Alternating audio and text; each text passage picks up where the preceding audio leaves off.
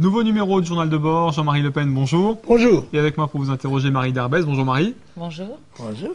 Alors sur le plan international, l'actualité, c'est Nicolas Sarkozy qui est allé parader hier jeudi en Libye. Est-ce qu'il y a de quoi parader et quelle est votre réaction?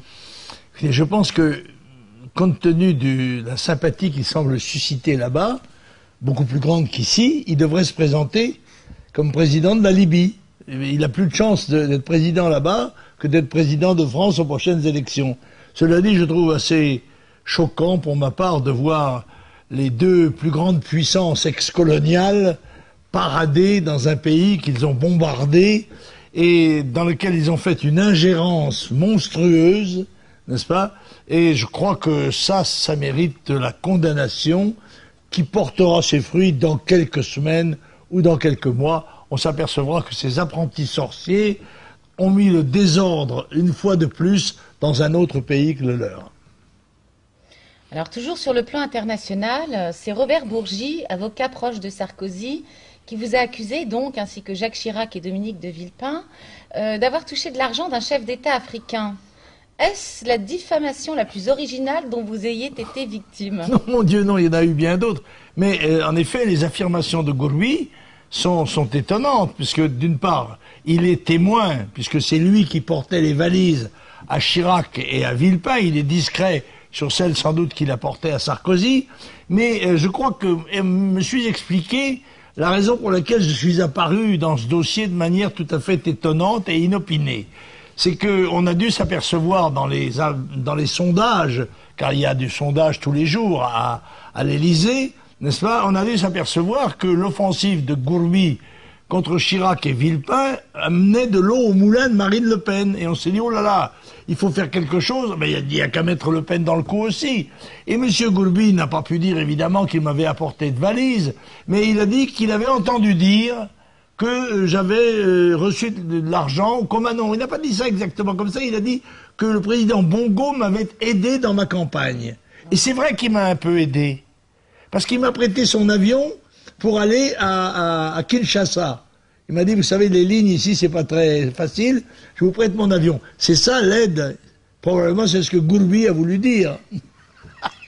Alors, autre attaque cette semaine, celle de Daniel Cohn-Bendit contre vous au Parlement européen, un épisode qui n'est pas passé inaperçu. Est-ce que vous pouvez nous en parler? Et pourquoi dites-vous Cohn-Bendit? On n'est pas en Allemagne.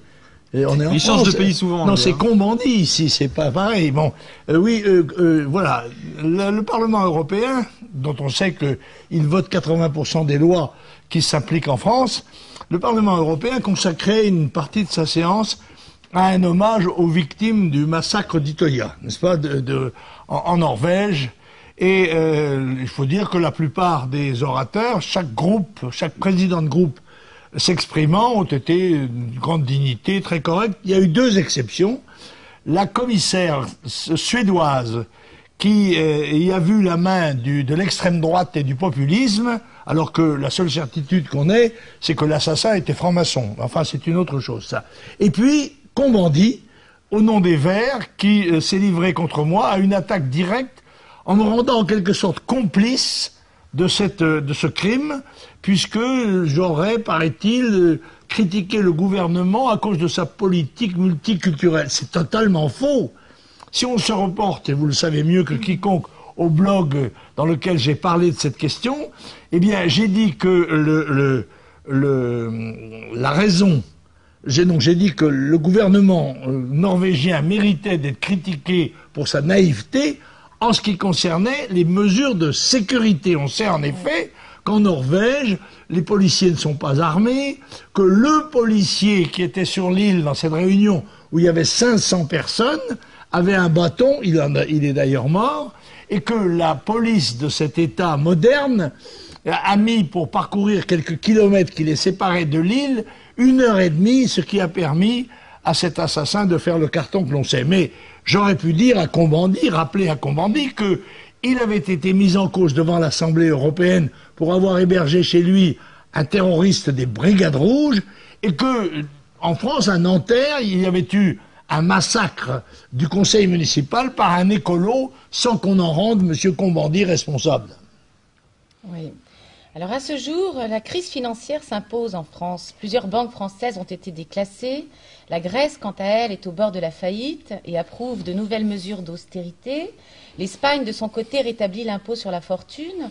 Sommes-nous dans une spirale infernale ou bien est-ce qu'une sortie de crise est encore possible? Moi, je crois que nous sommes dans la spirale infernale que nous annonçons, nous, en ce qui nous concerne, depuis plusieurs semaines et même plusieurs mois. Il faut se reporter justement aux différents blogs et aux différentes prises de position, notamment dans des conférences de presse. J'ai fait consacrer à ce sujet 3 conférences de presse dans l'année précédente et l'année d'avant, pour savoir que tout cela était prévu par les gens qui sont lucides et par ceux qui n'ont pas intérêt à déguiser la vérité, mais au contraire à la révéler. Par conséquent, je crois que la situation est dramatique non seulement pour la Grèce, mais elle l'est aussi pour l'Espagne, pour le Portugal, pour l'Italie et peut-être pour la France. Je rappelle que nous avons 1680 milliards de dettes, que celles-ci nous coûtent 50 milliards par an, et que tous les comment dirais-je, les avertisseurs sont au rouge, puisque la sécurité sociale a un déficit de 30 milliards, comment dirais-je, la balance commerciale 75 milliards de déficit. La situation est tragique. Par conséquent, c'est à nous que le président de la République devrait consacrer ses efforts. Ça n'est pas à la Libye, ça n'est pas non plus à la Grèce, quelle que soit la sympathie que l'on puisse avoir pour ce grand pays culturel qui a inspiré notre culture depuis toujours, n'est-ce pas? Bon, mais à la vérité, il y a un moment donné, c'est un égoïsme sacré, et le président de la République française doit d'abord s'occuper des Français.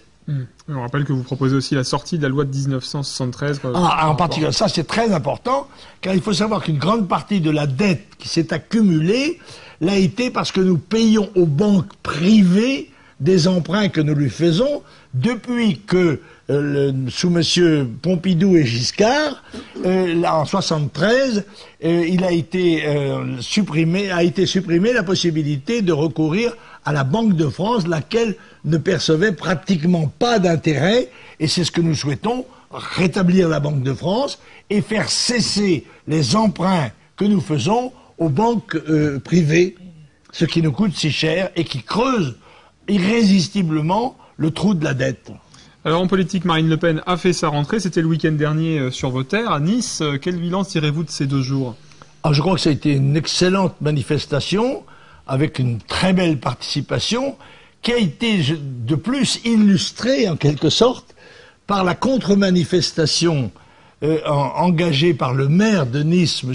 Estrosi, dans des conditions qui violent à la fois les traditions républicaines et les traditions humaines d'hospitalité, puisque comme maire, il avait le devoir de nous accueillir dans sa ville, d'autant que, je rappelle, nous faisons plus de 40% des voix dans cette ville. Il a préféré en appeler par défi à une manifestation de l'UMP dont il avait annoncé qu'elle réunirait 3000 personnes dans une salle de 1200, d'ailleurs, c'était difficile. Il n'y a pas eu 3000 personnes, il y en a eu 900. Alors que nous faisions, nous, 2600 personnes dans une salle archi pleine. On a même entendu des gens dire, mais nous ne sommes pas à l'UMP pour combattre Marine Le Pen, mais pour combattre la gauche. Cet homme a donc mis tout à fait à côté de la plaque. Je crois que M. Copé en a été furieux parce qu'il a été mis dans cette affaire avec plusieurs ministres, dont l'ineffable Kosciusko-Morizet. Bon, toute la batterie était là, n'est-ce pas? Ils ont été gros gens comme devant. Et donc vous le disiez, 2600 personnes, salle pleine donc à l'Acropolis, pour le discours de Marine Le Pen notamment. Qu'est-ce que vous avez pensé de la tonalité et des thèmes du discours de Marine Le Pen? J'ai trouvé excellent. Voilà, Marine est toujours très bonne, il faut bien le dire. Ses prestations sont remarquables et elle a été d'ailleurs accueillie comme telle. Peut-être aurais-je souhaité pour ma part, dans la construction du discours, que l'économie fût mise en première ligne, et en passant de quelque sorte l'immigration, l'insécurité, elle a en quelque sorte tenu une gageure en traitant le sujet le plus aride à la fin de son discours, ce qui était héroïque et peut-être critiquable sur le plan de l'effet de masse. Alors, Laurence Parisot, la présidente du MEDEF, se livre à des attaques directes dans un ouvrage à paraître à l'encontre de Marine Le Pen, justement. Vous avez un mot à ce sujet? Ah oui, mais c'est assez mirobolant. D'ailleurs, il y a une hypothèse qui a été émise ce matin sur France Info, c'est que Madame Parisot préparerait sa sortie du MEDEF pour se trouver une bonne place en ayant rendu service à la présidence de la République. Mais quand on a des ennemis comme Madame Parisot, on n'a pas besoin d'amis. N'est-ce pas? S'il était besoin de prouver que Marine Le Pen est la candidate des classes défavorisées, des pauvres, des ouvriers et des classes moyennes, il suffisait que la patronne du grand patronat la dénonçât comme l'ennemi public numéro 1.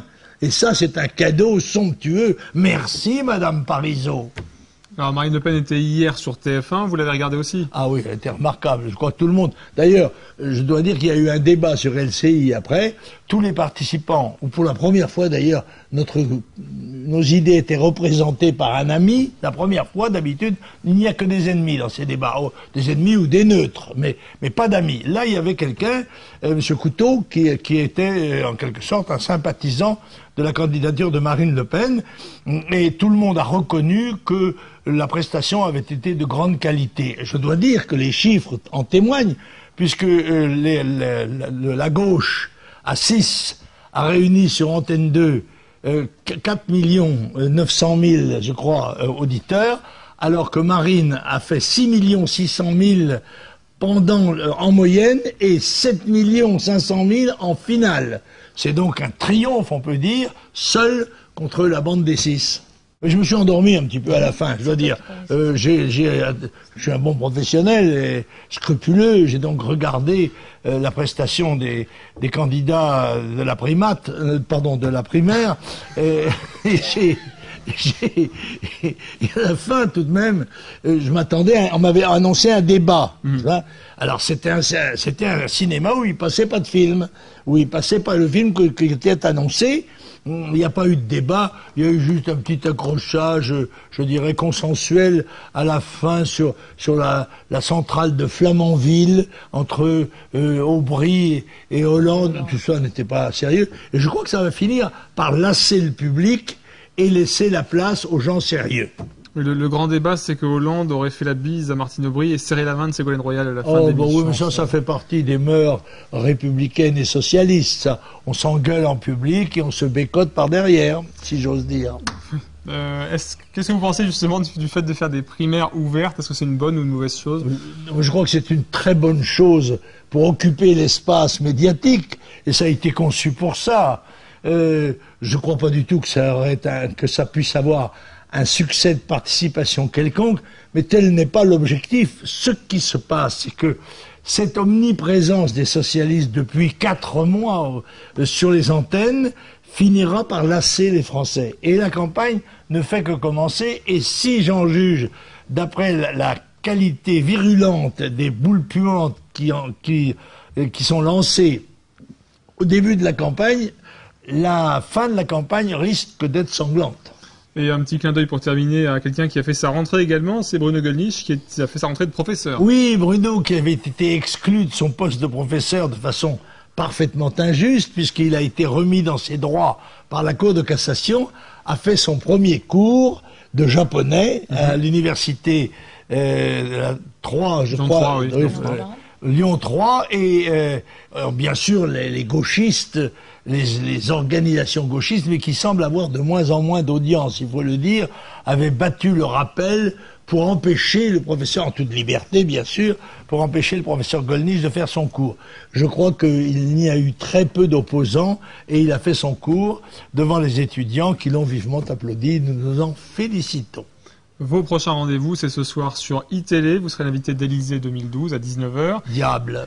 Et la semaine prochaine, vous serez en déplacement à Bordeaux et en Arles aussi. Absolument. Je vais courir par toute la France maintenant, essayer d'apporter mon petit soutien à la candidature de Marine Le Pen. Le team est costaud. On se retrouve la semaine prochaine. Merci beaucoup, Jean-Marie Le Pen. Merci, Marie. Merci.